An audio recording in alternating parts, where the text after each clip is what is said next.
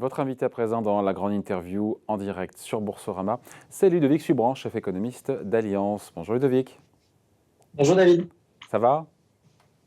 Ça va super, c'est la Con- rentrée. Voilà, content de vous retrouver en cette rentrée. Justement, cette rentrée, qu'est-ce qu'on voit? On voit, et je parle sous votre contrôle, manifestement un ralentissement de l'économie chinoise, des mauvais chiffres de l'emploi américain pour le mois d'août. Est-ce que le variant Delta commence à produire ses effets sur les deux grosses locomotives que sont les Américains et les Chinois? Je crois qu'il y a un effet du variant Delta sur la confiance. On le voit aux États-Unis, les perspectives d'emploi ont vraiment déçu et ça, c'est dû vraiment à la résurgence du Delta. Je crois surtout qu'il y a pour l'économie chinoise, mais aussi pour l'économie européenne, cette fin de queue de comète des problèmes d'offres et de demande. C'est-à-dire que ce qu'on voit plutôt à la rentrée, en France mais en Europe, c'est ces goulots d'étranglement sur l'approvisionnement pour les entreprises, c'est ces goulots d'approvisionnement pour l'emploi, mais c'est principalement des problèmes d'offres. C'est pas quelque chose qui est de la thésaurisation par Et ça excès des se ménages ou résorbe? des entreprises. Ça se résorbe ou pas? Parce que Ludovic, on en parle depuis un petit moment, les pénuries de bois, d'acier, tout ce qu'on veut. Est-ce que c'est quelque chose qui est en phase de résorption ou est-ce qu'on va encore en avoir pour plusieurs trimestres? Ce qui est en phase de résorption, à mon avis, c'est la spéculation qui était délétère, en fait. C'est-à-dire qu'il y a de toute façon des problèmes de production et d'acheminement et de coûts de production et d'acheminement qui font que pour certaines entreprises dans certains secteurs, en fait, on a vu ces points de chauffe se déplacer. Ça a été l'aluminium, le cuivre, ça a été les matériaux de construction. Ça reste pas, mais ça se voit. Et ça, c'est malheureusement les retards d'allumage et c'est classique. Ce qui s'est rajouté là-dessus, c'est cette spéculation. C'est que, en fait, vous commandez pas une palette, mais vous en commandez deux parce que vous savez pas si le prix va pas augmenter de 20 ou 30%. Donc ça se calme un peu parce qu'on a compris qu'il y aurait une normalisation, qu'il n'y a pas une demande additionnelle majeure à cause des stimuli ou Normalisation de qui je est ne quand sais même quoi lente. d'autre. Parce que le coût du retard à Ce qui va être très l'allumage, lente, oui, ça fait oui. quand même un La petit dernière moment que crise des l'allumage il est fait. semi-conducteurs, bien sûr, la dernière crise des semi-conducteurs en Europe, ça a duré 1 an. Donc celle-ci, elle va durer certainement 1 an et demi. Moi, je pense qu'on verra une demande normale de semi-conducteurs et une offre adéquate vers la deuxième partie de Vous 2022 n'êtes pas en train de seulement. minimiser un petit peu, Ludovic, en disant que oui, on voit l'effet du variant Delta sur la confiance, on le voit quand même aussi, sur les chiffres d'emploi américains, 3 fois moins que ce qui était attendu. Enfin, c'est pas rien quand même, hein. Pour moi, c'est la même chose. C'est-à-dire qu'il faut se rappeler que les États-Unis, contrairement à nous, n'ont pas fait de chômage partiel. Donc, la variable accordéon de cette crise et donc des vicissitudes de Delta ou des variants et des variants des différentes vagues, c'est l'emploi. Donc, en fait, Il manque l'accordéon 5 de millions l'emploi, d'emplois. pour moi, Aux États-Unis, il manque 5 ouais, millions d'emplois par rapport à l'ensemble qui a été détruit depuis le début de la crise, hein. oui. Oui, et puis c'est quand même incroyable, hein. C'est-à-dire que quand on compare à Obama, qui a mis presque 4 ans à récupérer les 8 derniers millions d'emplois manquants, là, on a déjà récupéré au bout de 12 mois plus des 2 tiers des emplois, même les 3 quarts des emplois qui ont été détruits. Donc, en fait, le taux d'emploi aux États-Unis reste très, très bon. Donc, bien sûr qu'il y a ce sujet, hein, comment on récupère ce dernier kilomètre, hein, ces derniers 10%, ou dans ce cas-ci, plutôt 25% des emplois qui ont été détruits pendant la crise. Et ça, c'est un vrai sujet parce que se pose plein de questions sur la motivation, sur les coûts, sur les salaires, et bien sûr sur l'adéquation des compétences avec les emplois recherchés. Et donc ça, pour les États-Unis, c'est quelque chose qui va se jouer dans le dernier étage de la fusée Biden sur la politique, notamment de protection sociale, mais aussi de formation et de l'emploi. Ouais. L'économie au global mondial, elle va bien ou elle va mieux? Elle va mieux, mais est-ce qu'elle va bien? Moi, je crois qu'elle va bien. Je crois que, en revanche, les règles du jeu ont violemment changé. C'est-à-dire que malheureusement, le fait que le virus soit endémique, mais aussi les effets induits des réponses au virus, donc notamment les effets sur les inégalités, les effets sur la préservation destructrice dans certaines économies, posent plein de questions. C'est-à-dire que par rapport à une guerre, où on aurait eu la même contraction de l'output, hein, du PIB, en fait, la reconstruction ici, elle doit se faire par autre chose que faire des ponts et des routes. Elle doit se faire par la transition écologique, elle doit se faire par l'économie du capital humain, et en fait, on ne sait pas très bien faire.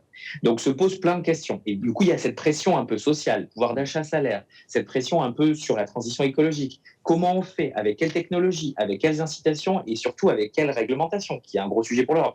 Et donc, le vrai sujet, c'est qu'elle ne va pas si mal, cette économie, mais qu'on est dans un chaos post-crise et qu'il faut qu'on s'organise. Et donc, on fait des erreurs. Et donc, le plus gros risque, c'est celui de faire des erreurs de politique publique. Donc, c'est pour ça que la Fed est sur vos plateaux, s'invite sur vos plateaux tous les jours depuis 6 mois. C'est pour ça que le quoi qu'il en coûte ou la fin du quoi qu'il en coûte va s'inviter sur votre plateau pendant encore 6 mois, etc.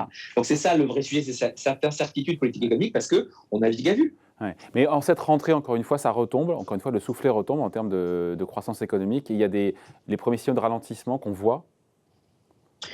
Ce qu'on voit, ce qui est sûr, c'est que les effets de base, donc qui sont ceux qui font que, heureusement que ça marche, c'est-à-dire que quand on ferme, ça se contracte, quand on rouvre, ça revient, ces effets-là sont malheureusement un peu plafonnés.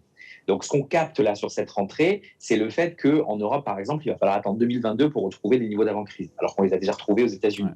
Ce qu'on capte, c'est qu'aux États-Unis, en fait, il y a des vrais sujets de comment le pays a des rigidités ou des problèmes structurels qui font que cette reprise ne va pas bénéficier à tous. Donc, c'est ça qu'on capte, en fait. On capte un peu le plafond de verre, ou du moins, on recapte les rigidités structurelles d'une partie de ces économies, un peu tôt, parce qu'en fait, on voulait que les années folles durent jusqu'au milieu 2022. Et en fait, la belle époque où les années folles, elles ne durent pas. C'est-à-dire qu'on est très vite rattrapé par la gravité des problèmes de politique structurelle qu'on avait avant, l'emploi, les inégalités, la réglementation, la transition verte et tout ça. Donc c'est un peu ça, c'est que la fête n'a pas duré assez longtemps pour s'en réjouir, et donc c'est ce que les marchés ont corrigé cet été, et à mon avis, ils vont continuer de corriger d'ici la fin de l'année.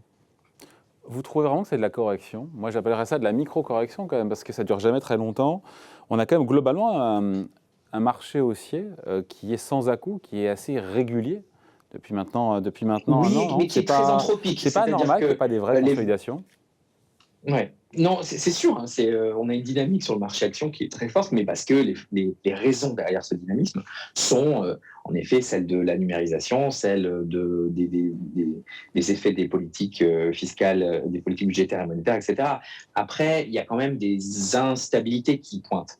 Qui détient ces actions? Il y a une grosse génération d'investisseurs retail sur le fait qu'il y a une entropie sur les marchés, c'est-à-dire que les gains des marchés sont concentrés sur certaines valeurs. L'effet de rotation sur les valeurs actions, elle a été très limitée en fait dans le temps. Sur le fait qu'il y a encore aujourd'hui pas mal d'incertitudes justement sur les instabilités endogènes à cette reprise, notamment les corrélations d'actifs. On est sur un cycle financier un peu tardif. Donc, par exemple, la diversification qu'on vous promet par vos gérants d'actifs, ça ne marche pas très bien dans ces fins de cycle. Donc, il y a quand même des signaux orange qui clignotent de temps en temps, mais la dynamique, elle reste positive et portée par le fait qu'il y a beaucoup d'épargne et par le fait qu'il y a beaucoup de soutien. Donc, vous n'êtes pas mal à l'aise, Ludovic, vous n'êtes pas mal à l'aise quand vous assistez comme ça, comme nous tous, à cette ascension sans à-coups des bourses, encore une fois. C'est pas... Ce qui me rend mal à l'aise, c'est plutôt, vous savez, on en a déjà parlé ensemble, hein, c'est cette horloge de Minsky-Kindleberger, c'est-à-dire que entre les fraudes, entre la volatilité des marchés actions, même si elle est très faible, entre les raisons derrière, etc., il y a beaucoup entre les bulles, il y a quand même des endroits où il y a des choses qui sont très décorrélées des fondamentaux, cet intérêt pour les crypto-monnaies dont la valeur intrinsèque est nulle. Tout ça, c'est vrai que ça dépeint un tableau où de toute façon, il y a cette épée de Damoclès qui est la correction du marché action. Est-ce qu'elle va avoir lieu? Certainement, il n'y a pas de raison qu'elle n'ait pas lieu un jour. Comment? C'est-à-dire, est-ce qu'elle se diffuse? Est-ce que la bombe est lâchée petit à petit? Ou est-ce qu'il y a une vraie bonne correction? Nous, par exemple, on est sur quelque chose où la correction se fait petit à petit. Donc, il y a une forme de normalisation. Et même si la Fed annonce quelque chose d'ici la fin de l'année, le marché action va corriger de 5%. Mais on n'effacera pas les gains qu'on a fait depuis le début de l'année. Il n'y a pas de raison pour effacer ces gains aujourd'hui. Ouais, sauf que Jérôme Powell avait conditionné à Jackson Hole ces allègements de rachat d'actifs, son tapering, aux bons chiffres sur l'emploi. Et donc, les chiffres qu'on a eus ne sont pas bons. Donc, est-ce que ça remet en cause le calendrier, le montant? Ou est-ce qu'on se dit que ça dépendra des chiffres de septembre sur l'emploi américain qui seront pour le coup décisifs? Nous, on était toujours dans le camp. Il y avait quand même des gens, rappelez-vous, en avril, mai, juin, qui vous prédisaient les taux à 10 ans américains à 2%, qui vous prédisaient le tapering annoncé 6 mois avant. Nous, on a toujours été dans le camp de il va prendre son temps, et des raisons derrière ça, l'emploi, bien sûr, parce que c'est par à-coup l'emploi, c'est quelque chose de très volatile, les données d'emploi américaines, mais aussi, il y a une volonté clairement officieuse, hein, mais très forte aux États-Unis de supprimer la volatilité. Donc en fait, la Banque centrale, elle ne le dit pas, mais elle regarde les marchés actions, parce que les effets richesse aux États-Unis sont bien plus élevés qu'en Europe. Donc moi, je pense que ce calendrier qu'il s'achète, il était un peu, au vu des incertitudes épidémiques, au vu des incertitudes d'efficacité des politiques économiques, il était attendu. Donc nous, on n'est pas, on est toujours, nos portefeuilles ont été positionnés pour quelque chose qui s'annonce peut-être d'ici la fin de l'année, mais qui commence en 2022 et une première hausse de taux en 2023. Donc il n'y a pas de raison. Aujourd'hui, on est Donc il n'y a pas de raison que le tapering de la Fed entraîne de fortes secousses sur les marchés, puisqu'il va y aller très doucement, et non, ça mais sera ça 10 va ou 15 corriger milliards, forcément, et que le parce terrain est que largement préparé. Hein. bien sûr, mais ça va corriger. Donc, est-ce que ça corrige un peu avant, ce qui devrait être des marchés efficients, ou est-ce que c'est un peu surpris? La communication est plutôt très bonne et plutôt très téléphonée, donc il n'y a pas de raison. En revanche, on va découvrir, à mon avis, des endroits où la liquidité en dollars va être problématique. Je pense aux marchés émergents. Nous, on les appelle les toucans. Donc, Turquie, Ukraine, Chili, Kenya, Argentine, Nigeria, Afrique du Sud. Ces pays émergents qui bénéficient beaucoup de la liquidité en dollars et qui ont des fondamentaux pas très bons. Et puis, ça risque de se voir aussi sur l'euro-dollar, et puis sur les marchés actions européens, pardon. Donc, il va falloir voir un petit peu. Il y a certainement des ramifications de ce calendrier, peu importe s'il sera bien mieux annoncé qu'en 2013, certainement bien mieux annoncé que les fois d'avant, mais malgré ça, il va y avoir des surprises. Je pense à la dette entreprise. Ça ne vous aura pas échappé qu'il y a quand même des entreprises qui aujourd'hui sont gardées en vie avec des taux d'endettement très forts. On n'est pas sur des choses qui sont commensurables avec ce qui se passait avant la crise. Alors la dette nette, elle n'a pas grossi, mais dans certains secteurs aux États-Unis, les utilities, les télécoms, le retail, le transport, etc., il y a des niveaux d'endettement très forts. Et pourtant, la dette émise de ces entreprises-là, elle s'échange pour pas grand-chose. Donc le coût du risque n'est pas bon. Donc est-ce que c'est là-dessus que va se jouer un petit peu le tapering plutôt que sur les bons au trésor ou plutôt sur les ramifications internationales? Ça fait partie des choses qu'on regarde. Ça pourrait craqueler en partant de là, en partant de ces corporates qui ont un excès de dette. Mais ce qui est sûr, c'est qu'il y a des entreprises aujourd'hui qui émettent de la dette pour pas grand-chose, alors que leurs fondamentaux ne sont pas très bons. Voilà. Et que donc il y a une dégradation de la qualité des dettes émises et le prix, enfin, les spreads, les écarts de taux de crédit restent très très faibles.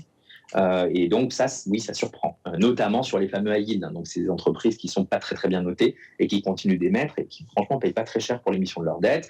On est dans une situation où bien sûr il y a beaucoup d'argent, il y a beaucoup de liquidités, il y a des cycles d'investissement très forts, mais il y a forcément des entreprises qui vont pas très bien. Donc il y a ça fait partie des choses pour lesquelles la Fed est très investie et très présente et dont on parle moins que les bons au trésor américains et qui moi m'inquiètent un peu plus. Un petit mot de la BCE qui va se réunir cette semaine. Combien de temps est-ce que la BCE peut rester à l'écart des inflexions monétaires de la Fed? Parce qu'on se dit qu'elle ne pourra pas rester... On peut pas. On ne reste pas vraiment à l'écart. En fait, la vraie crainte pour l'Europe, c'est d'importer un choc financier américain. C'est le vrai risque. À l'écart en termes de tapering, c'est-à-dire que si le tapering commence en fin d'année aux États-Unis, au bout de combien de temps maximum, au bout d'un moment, il faudra que la BCE se prononce là-dessus et avance aussi?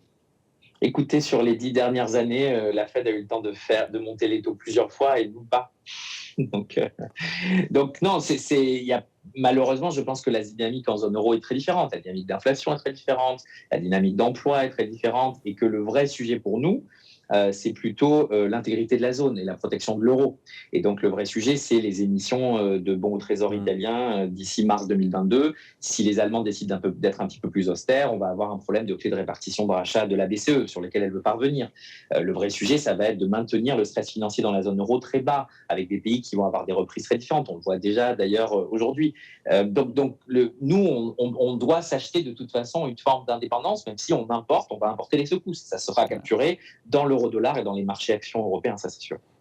Ça fait 18 mois qu'on a ouvert en grand les vannes des politiques budgétaires et monétaires qui vont devoir être moins généreuses. On le sait bien, évidemment, dans les mois, les trimestres et les années à venir. Ça aura quelles conséquences on peut imaginer sur l'économie et sur la bourse, pour le coup? Si le débranchement des aides est bien fait, c'est-à-dire si c'est communiqué, si c'est ciblé, ça devrait, ça devrait être des vases communicants. Dans la vraie vie, ça ne se passe pas comme ça, parce qu'il y a toujours des surprises, il y a toujours des annonces à l'emporte-pièce, il y a une période électorale très forte en Europe sur les 18 prochains mois. Là, il y a les élections au Canada, au Japon, qui aussi posent la question de, en fait, au G7, au G20, on va parler rigueur ou on va parler... là, on dépense de l'argent sans compter. Argent magique ou rigueur? On ne sait pas trop comment on va tourner le vent. Aujourd'hui, on a l'impression qu'on a le temps de faire ça proprement, Après, c'est de la dentelle. C'est beaucoup plus dur que 2020. 2020, en fait, c'était quoi qu'il en coûte, c'est assez facile. Hein. On arrose tout le monde. C'est très politique. Ouais. Voilà. Mais là, tout ce qui est sélection, choix, ça, c'est plus compliqué. Et on va certainement découvrir aussi des cadavres dans les placards. Et donc, il faut faire attention. Moi, je pense que, de toute façon, vu l'épargne privée des entreprises et des ménages, l'État doit amener cette épargne vers les cycles d'investissement plutôt que de rester très présent et redonner des signaux prix propres qui marchent. Il y a certains secteurs dans lesquels on ne sait plus vraiment ce qu'on paye et pourquoi on le paye. Donc ça, je pense que c'est important. Après, la façon de le faire, c'est pas facile. J'aimerais pas être à leur place. Un petit mot, il nous reste quelques secondes à passer ensemble, Ludovic, sur ce qui se passe en Chine. Parce que c'était quand même cet été, ça fait plusieurs mois que c'est dur, mais il y a peut-être une accélération cet été sur cette mise au pas par Pékin de pans entiers de l'économie. On pense à la tech, mais pas seulement, ce qui entraîne une correction des marchés boursiers chinois. Voir comme ça Xi Jinping prendre ses distances avec toutes ces réformes pro-marché qui ont fait le succès de l'ascension économique chinoise depuis maintenant plusieurs années. Ça vous inspire quoi? On pourrait en faire une heure de ces questions-là, mais voilà, est-ce que c'est une source de risques, d'opportunités pour nous, Européens? Et la croissance, qu'est-ce qu'elle va devenir? Est-ce qu'il y aura une fuite des cerveaux? Ça pose énormément de questions. Ouais, mais c'est vrai que c'est beaucoup plus fort que ce qu'on avait anticipé, par exemple. Donc moi, j'ai toujours... le capitalisme d'État, c'est ça. C'est-à-dire qu'il faut s'imaginer que même si Xi Jinping est le président suprême, il y a beaucoup de tensions au sein de son gouvernement. Entre eux, on ouvre un peu, on referme un peu. Donc il ne faut pas s'imaginer que c'est très homogène, la politique économique chinoise. Donc il y a des tensions, il y a des gens qui gagnent, et puis il y a des arbitrages. Là, on est dans quelque chose où on a un vrai contre-choc, un vrai retour de bâton réglementaire.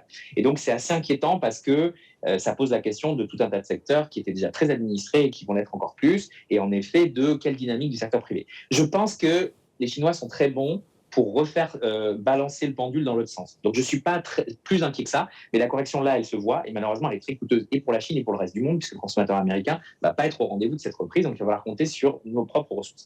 En revanche, ça pose une question, c'est-à-dire est-ce que ce qui se passe en Chine, dans une moindre mesure, on va le voir aux États-Unis et en Europe. Parce qu'en fait, on a tous fait de la politique économique chinoise depuis 1 an et demi, à être très présent dans l'économie, dans la vie des affaires. Et donc, est-ce qu'à un moment donné, on demande une forme de retour sur paiement en avance? Et donc, on voit avec la nouvelle régulatrice des télécoms aux États-Unis, on le voit dans les conditions, les annonces des ministres européens ou des ministres français des Finances. Donc, bien sûr, c'est un cas très chinois et ça ses ramifications sur le consommateur, etc. Mais moi, ça me pose beaucoup la question de me dire, l'État était tellement présent, c'est vraiment le retour de l'État Léviathan dans les affaires, pour des bonnes raisons, ça a sauvé l'emploi, ça a sauvé les entreprises défaillites. Comment on revient à une situation plus normale? Exactement. Et est-ce qu'on ne va pas être tenté de dire, attention, je t'ai donné plein d'argent pour ton chômage partiel, donc tu n'augmentes pas les tarifs des télécoms ou du gaz, etc. Ou alors, je t'ai donné plein d'argent pour tes créanciers, et donc du coup, tu n'augmentes pas les prix des billets d'avion. Ça fait partie des questions qu'il va falloir se poser ensemble, parce qu'on a un État qui a la tendance de la réglementation facile. Et encore une fois, cette fermeture, on finit là-dessus, c'est comme une fermeture qui est à la fois économique, financière, technologique, idéologique. C'est à horizon d'une décennie, parce qu'on ne sera peut-être même pas là pour voir ça, mais voilà, ça ne sera pas sans conséquence. Hein. Non, et puis c'est vrai que malheureusement, c'est un vrai retour en arrière, c'est-à-dire qu'on perd. La Chine a vraiment socialisé cette crise, parce qu'on a perdu presque 5 ans de rapport entre public et privé. Pour rappeler Li Keqiang, quand il devient Premier ministre, l'idée c'est je mets de l'argent dans les provinces de l'Ouest, j'ouvre, j'appelle les investisseurs étrangers, puisque la Chine devait creuser son déficit courant, elle devait arrêter d'être excédentaire. Et là, les mesures de sauvetage de la crise font faire 5 ans en arrière. En revanche, la Chine, elle est 2 ans en avance en termes de croissance, puisqu'elle a déjà récupéré sa tendance de croissance d'avant-crise, alors que les États-Unis ne vont pas la récupérer avant 1 an et nous, pas avant 2 ans. Donc, il y a ça, et du coup, ça a tenté les hiérarques du parti de dire, attendez, en fait, nous, on fait ça beaucoup mieux que les autres. Il y a de la confiance, on va aller sur l'immobilier parce que de toute façon, c'était une bulle, on va aller sur ceci, on va aller sur cela. Et ça, c'est un peu le risque, c'est-à-dire que la Chine fasse un grand pan en arrière alors qu'elle a des besoins, notamment des besoins d'attractivité des capitaux étrangers. Et puis surtout, pour le reste du monde, si la Chine se ferme, c'est vrai que si la Chine tousse, les autres éternuent, ou du moins tombent malades. Donc, c'est un vrai sujet. Encore une fois, peut-être que je suis naïf, mais je suis très pragmatique. Je pense que les dirigeants chinois sont beaucoup plus pragmatiques que nous, on le pense. Donc là, il y a une normalisation des excès, des millionnaires qui sont sans cesse plus nombreux, des marchés financiers, de ces entreprises, de ces super entreprises. Je pense qu'en revanche, la Chine sait aussi faire la part des choses et continuer d'être attractive et de rester cette locomotive mondiale. Voilà, merci beaucoup. Merci d'avoir été avec nous. Merci, Ludovic Subran, chef économiste d'Alliance, invité de la grande interview en direct sur Boursorama. On se retrouve bientôt. Salut Ludovic. Merci. Bye. Au revoir, David.